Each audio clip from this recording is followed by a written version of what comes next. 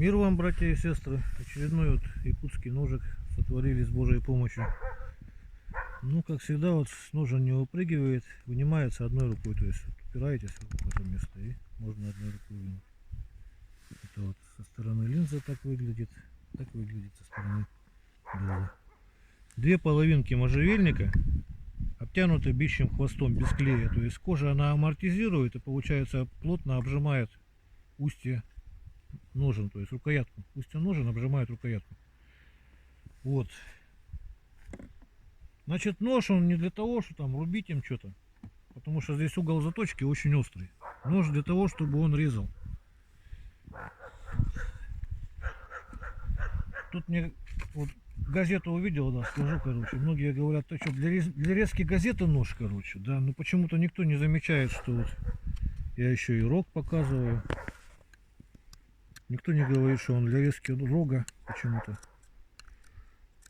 Это я все показываю, чтобы показать, что вот, ну, возможности его как бы. Стойкость режущей кромки, например, сейчас. Или никто потом не говорит, что вот я ж, ну, строгаю дерево, никто не говорит, что это нож для резьбы по дереву. Но почему-то все прицепились к этой газете, короче, и говорят, что нож для резьбы газеты. Я вам скажу так, это нож для того, чтобы резать.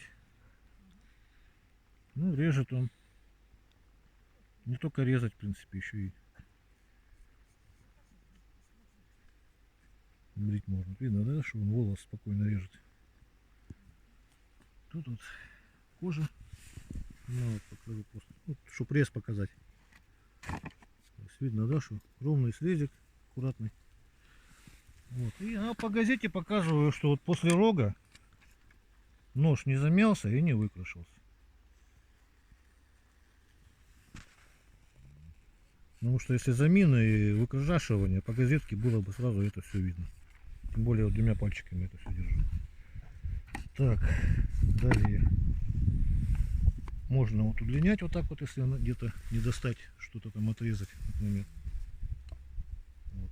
И что еще? Ну, вот если со стороны линзы правится вот по плоскости со стороны дола, это я обычно наждачкой на бруске, там у меня другое видео есть. Вот так вот можно еще его подводить, как бы, чтобы он резал лучше об кожу. Так вот, в общем, всего доброго, до свидания.